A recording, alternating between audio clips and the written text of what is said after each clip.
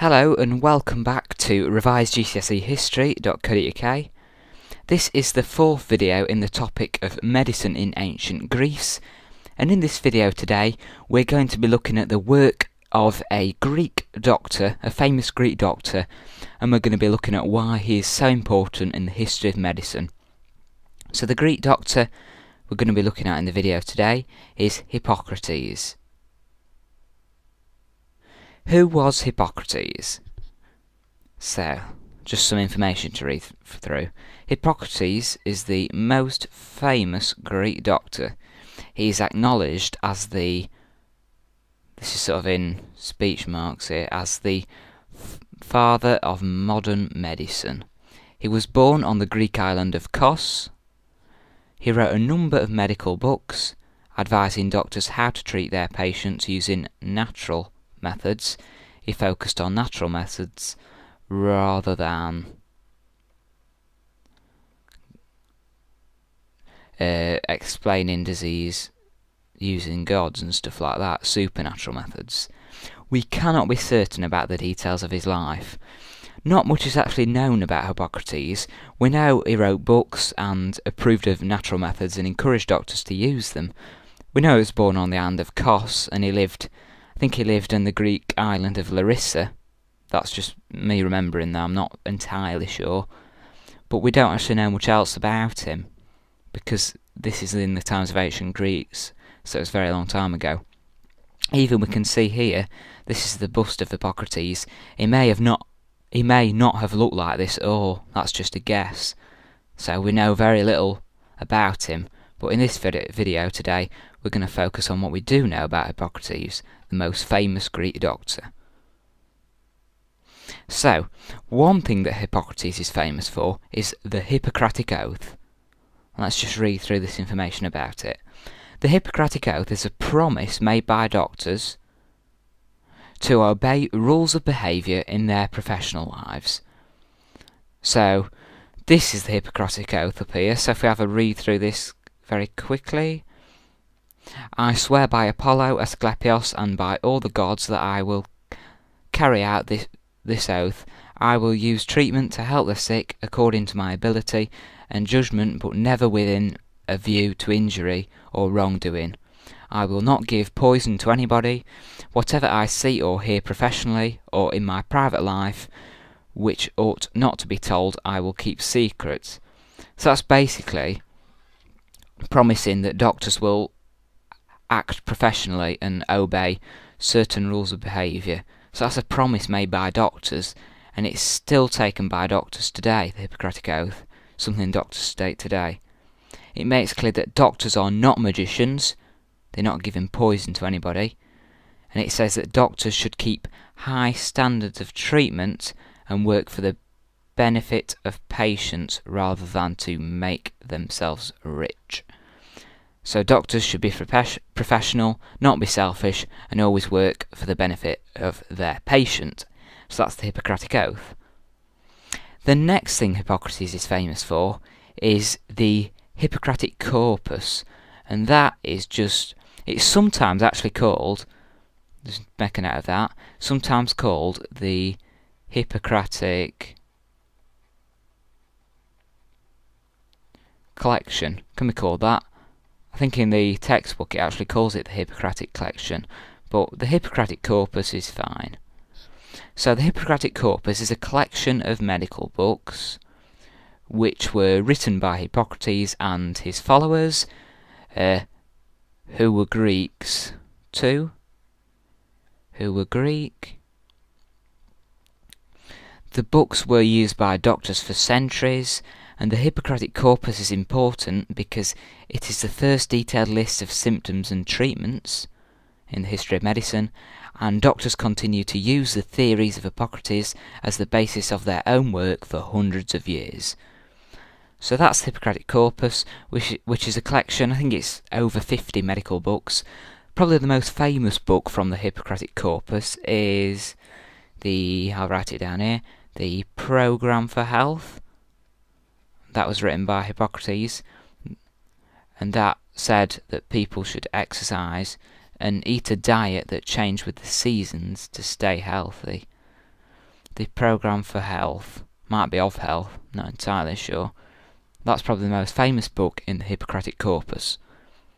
Another thing that Hippocrates is famous for is the clinical method of observation.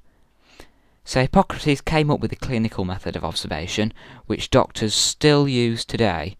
If you go to the doctors today, they still use this clinical method of observation. Quite difficult to say. It showed how important it is to observe and record carefully the symptoms and development of diseases. So Hippocrates encouraged doctors to write what the symptoms of the disease were like at the start of the illness, and what symptoms were like as the illness progressed and developed. So towards the end of the illness, after the patient was becoming better, what would the symptoms be then? Doing so meant that doctors were more likely to choose the right cure if they took care to find the cause of the problem, and it also meant that the notes doctors made could be used to help with the diagnosis and treatment of future patients. So there's two advantages. First is they're choosing the right cure, and second is it's helping with the diagnosis of future patients. So we've talked a bit about the clinical method of observation. What exactly is it then? Let's have a quick look. So it involves these 4 steps, and as I've said, it's still used by doctors today. The first step is to diagnose the patient. This is to study their symptoms, and then the doctor offers a prognosis, which is to consider the symptoms and predict the illness. Then the doctor observes the patient, so making notes and comparing symptoms, and then they treat with confidence. So the clinical method of observation has 4 main steps: diagnosis, prognosis, observation and treatment. Another thing Hippocrates is famous for is his beliefs about the cause of disease and natural treatments. So let's have a read through this. Hippocrates believed in the theory of the 4 humours. So he believed in it, he thought it was right, and it explained why people became ill. This was a natural treatment. So Hippocrates thought that disease was caused by natural things rather than gods and evil spirits, and he supported the theory of the 4 humours. It's important to say that Hippocrates did not invent or develop the theory of the 4 humours. That was actually invented by Aristotle, as we've mentioned in a previous video. Lots of candidates for GCSE history often confuse that, so it's really important you get that right. Hippocrates encouraged doctors to treat patients using natural methods and to look for natural causes of disease. Hippocrates also recommended that patients exercise and eat a diet that changes with the seasons to stay healthy. So exercise, eat a diet that changes with the seasons.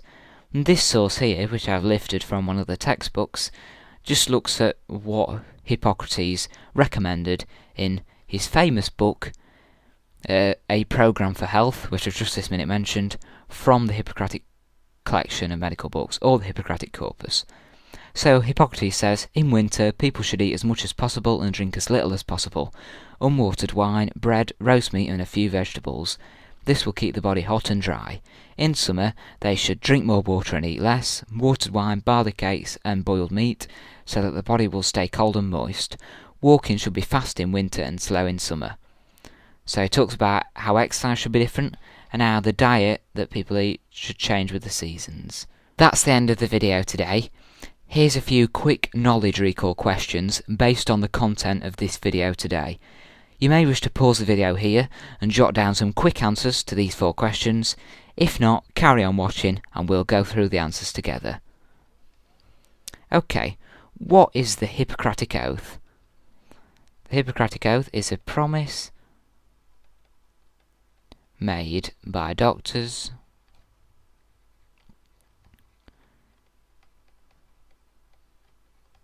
to obey certain rules of behaviour in their professional lives.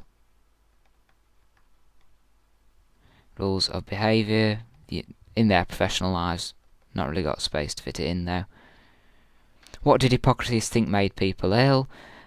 When their humours became unbalanced because he believed in the theory of the four humours. And what is the collection of medical books written by Hippocrates called? That's called the Hippocratic Corpus, or you may see it as titled the Hippocratic Collection. Corpus is fine. What is the clinical method of observation? Well, we study a, whoops, not a very good S there, study a patient's symptoms and record.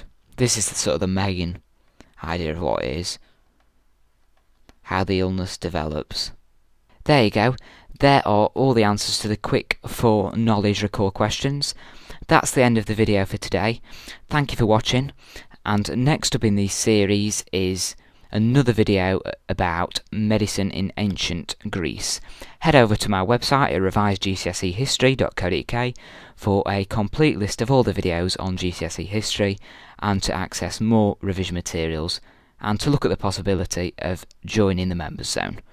Thanks for watching, and I'll see you again very soon.